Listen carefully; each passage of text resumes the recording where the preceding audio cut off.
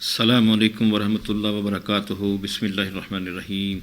اللہم صلی علی محمد وعلی آل محمد۔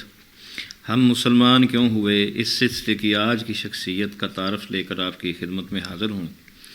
آج کی شخصیت کا نام ڈاکٹر طارق احمد راشد ہے۔ تعلق ان کا انگلستان سے ہے۔ تو مختصر سا تعارف ڈاکٹر طارق احمد راشد صاحب کا، اس کے بعد ان کی داستان انہی کی زبانی۔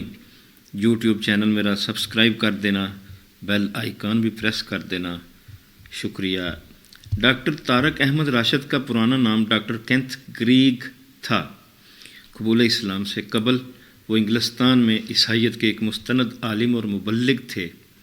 اسلام کی طرف حیرت انگیز طور پر انہوں نے اس وقت پیش قدمی کی جب 1976 میں وہ ملازمت کے سلسلے میں چین میں مقیم تھے اور وہاں دیگر مذاہب کی طرح اسلام پر بھی مکمل پابندی عائد تھی۔ ان کے قبول اسلام کی دلچسپ داستان انہی کی زبان سے سنیے۔ میں 1935 عیسوی میں امریکہ میں پیدا ہوا۔ عام ماحول کے مطابق میرے ماں باپ محض نام کے عیسائی تھے اور انہیں مذہبی مراسم کی چنداں پرواہ نہ تھی، تاہم مجھے رواج کی خاطر رومن کیتھولک طریقے سے بپتسمہ دیا گیا۔ میری عمر چند ہی برس کی تھی جب میرے والدین چین منتقل ہو گئے اور میرے لڑکپن کے کئی سال شنگھائی میں بسر ہوئے۔ قدرتی طور پر مجھے چین کے لوگوں سے پیار ہو گیا اور کمیونزم کی تحریک چلی تو عام چینی بچوں کی طرح موزے تنگ میرے بھی محبوب رہنما بن گئے۔ میں نے چیئرمین مؤ کے علاوہ کارل مارکس، اینجلس اور لینن کی تحریروں کا خوب مطالعہ کیا اور ساری امیدیں پرولتاری انقلاب سے وابستہ کر لیں، لیکن انقلاب کا ماحول، ان گنت قسم کی پابندیاں اور گھٹن ہمارے خاندان کو راس نہ آئی اور میرے والدین انقلاب کے 3-4 سال کے اندر چین سے انگلستان چلے گئے، جہاں میں نے سیکنڈری اسکول کی تعلیم ختم کی ہی تھی کہ بدقسمتی سے میرے ماں اور باپ دونوں وفات پا گئے اور میں دنیا میں یک و تنہا رہ گیا۔ اس وقت خدا نے مجھے سہارا دیا اور اس کی یاد اور عبادت میری تنہائیوں کی مونس و ہمدم بن گئی۔ چنانچہ میں نے یونیورسٹی میں داخلہ لیا تو مذہبی تعلیمات کو گہرائی کے ساتھ سمجھنے کے لیے میں نے فلسفی اور تھیالوجی، علم الہیات کے مضامین اختیار کیے۔ میں چاہتا تھا کہ مستقبل میں عیسائیت کی تعلیم اور تبلیغ میں تخصص اسپیشلائزیشن حاصل کروں۔ چنانچہ ایسا ہی ہوا اور میں نے پوسٹ گریجویشن کے بعد تھیالوجی میں PhD بھی کر لی اور عیسائیت کے ایک مستند مبلغ کی حیثیت سے چرچ میں خدمات انجام دینے لگا۔ لیکن خدا کا کرنا ایسا ہوا کہ عین اس دور میں جب میں مبلغ کی حیثیت سے اپنی خدمات جوش و خروش سے انجام دے رہا تھا، میں عیسوی عقائد کے بارے میں شکوک و شبہات میں مبتلا ہو گیا اور شک کی یہ لہر بڑھتی ہی چلی گئی۔ مسیح کا خدا ہونا، عقیدہ تثلیث یعنی ایک میں تین اور تین میں ایک ہونا، اور سب سے بڑھ کر خدا کا دشمن کے ہاتھوں مصلوب ہونا، ان عقائد نے مجھے سخت پریشان کیا۔ اور عجیب بات یہ ہے کہ جوں جوں مطالعہ کیا اور رفقا سے گفتگویں کیں، یہ گتھی الجھتی چلی گئی۔ تنگ آ کر تقابل ادیان کی ٹھانی اور اسلام کا مطالعہ کیا۔ اگرچہ یہ معلومات تعصب سے آلودہ تھیں، پھر بھی ذہن بے اختیار اس اجنبی مذہب سے خطا متاثر ہوا۔ میں نے چرچ سے اپنا تعلق منقطع کر لیا، سول زندگی اختیار کر لی اور پہلے انگلستان اور پھر جرمنی کے مختلف تعلیمی اداروں میں تدریس کے فرائض انجام دیتا رہا۔ یہ امر قابل ذکر ہے کہ اس ذہنی تبدیلی کے باوجود خدا پر میرا ایمان متزلزل نہ ہوا۔ اس لیے ہفتہ وار عبادت کے لیے میں اتوار کو گرجے میں جایا کرتا تھا۔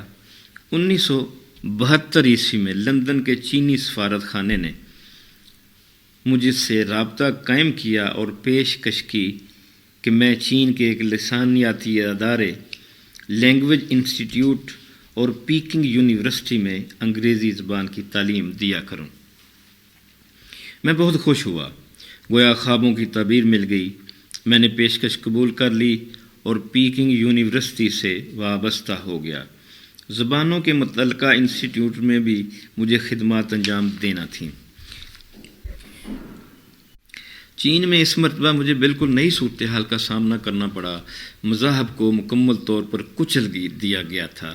عبادت خانے یا تو مسمار کر دیے گئے تھے یا انہیں سرکاری تحویل میں لے لیا گیا تھا، جبکہ چرچ سے تعلق منقطع ہونے کے باوجود میرا خدا سے رابطہ بڑھ گیا تھا اور میں عبادت کے بغیر اپنے آپ کو خلا اور گھٹن کی کیفیت سے دوچار پاتا تھا۔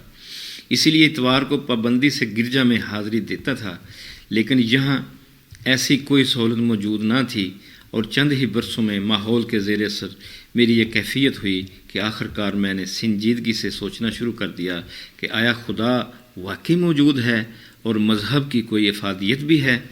مایوسی کا وہ آخری درجہ تھا جب اللہ نے ہاتھ بڑھایا اور مجھے حیرت انگیز طور پر دہریت و الحاد کی تاریک پستیوں میں گرنے سے بچا لیا۔ ہوا یوں کہ میرے شاگردوں میں 2 نوجوان ایسے تھے جن کا مجموعی رویہ باقی سب طلبہ سے مختلف تھا۔ وہ بڑے ہی خوش اخلاق، ملنسار اور باوقار تھے۔ ان سے کوئی چھچوری حرکت کبھی سرزد نہ ہوئی اور خصوصاً اساتذہ کا وہ بڑا ہی احترام کرتے تھے۔ ان دونوں نے میری توجہ اپنی طرف کھینچ لی۔ راہ و رسم پیدا ہوئی تو انہوں نے بتایا کہ وہ مسلمان ہیں اور اس طرح اسلام سے میرا براہ راست تعلق قائم ہوا۔ اگرچہ غیر ملکیوں سے چینی باشندوں کا تعلقات استوار کرنا ممنوع تھا، مگر استاد کے ناطے ہمیں کچھ رعایات بھی حاصل تھیں اور اسی رعایت سے فائدہ اٹھاتے ہوئے میں نے ان نوجوانوں سے اسلام کے بارے میں معلومات حاصل کرنا شروع کیں اور پہلی بار مجھ پر کھلا کہ یہ مذہب تو عقل و شعور اور وجدان و ضمیر کے مطالبات کے عین مطابق ہے۔ اسلام کے بارے میں میری دلچسپی بڑھتی چلی گئی۔ میں نے پاکستان اور مصر کے سفارت خانوں سے بھی رابطہ قائم کیا اور وہاں سے مجھے بہت ہی کارآمد لٹریچر مل گیا۔ خصوصاً مولانا مودودی کی تحریروں سے مجھے ان سارے سوالوں کے جواب مل گئے جو مذہب کے بارے میں میرے دل و دماغ میں پیدا ہوتے رہتے تھے، اور وہ سارے اعتراضات بھی رفع ہو گئے جو مجھے گھیرے رکھتے تھے۔ مولانا مودودی کے علاوہ پروفیسر محمد قطب اور حمودہ عبد العاطی کی تحریروں نے بڑا کام کیا۔ میں مکمل طور پر یکسو ہو گیا اور جی چاہنے لگا کہ مسلمانوں کے انداز میں عبادت کیا کروں۔ میرے مسلمان شاگردوں نے بتایا کہ پیکنگ کی نواح میں ٹونگسی کے مقام پر ایک مسجد جمعہ کے روز صرف 1 گھنٹے کے لیے کھلتی ہے، جہاں ایک چینی امام غیر ملکی مسلمانوں کو جمعہ کی نماز پڑھاتا ہے۔ اس کی تصدیق فلسطین، پاکستان و مصر کے رفقائے کار نے بھی کی اور میری خواہش پر وہ مجھے جمعہ کے روز اپنے ساتھ مسجد میں لے جانے لگے، اور اسلامی طریقے عبادت اور اس کے فلسفے نے میری ساری روحانی پیاس بجھا دی۔ پاکستانی سفارت خانے سے مجھے قرآن اور اس کا انگریزی ترجمہ بھی مل گیا اور میں اسے خوب توجہ سے پڑھنے لگا۔ اسلامی کتب کے مطالعے اور مسلمانوں سے رابطے کا سلسلہ کئی سال تک جاری رہا، حتیٰ کہ میں نے اسلام قبول کرنے کا مصمم ارادہ کر لیا۔ اس مقصد کے لیے میں ہانگ کانگ چلا گیا اور 12 دسمبر 1983 کو وہاں کے اسلامک سینٹر میں جا کر حلقہ بگوش اسلام ہو گیا۔ اللہ غفور الرحیم کی رحمت اور فضل و کرم کا شکر کس زبان سے ادا کروں؟ اس نے اسلام کی نعمت مجھے اس ملک میں عطا فرمائی جہاں اس کا نام لینا جرم قرار پایا تھا اور جہاں خصوصاً اہل اسلام پر بے حد و حساب ظلم توڑے گئے تھے۔ یہ تھے جناب ڈاکٹر طارق احمد راشد، جن کا پرانا نام ڈاکٹر کینتھ کریگ تھا۔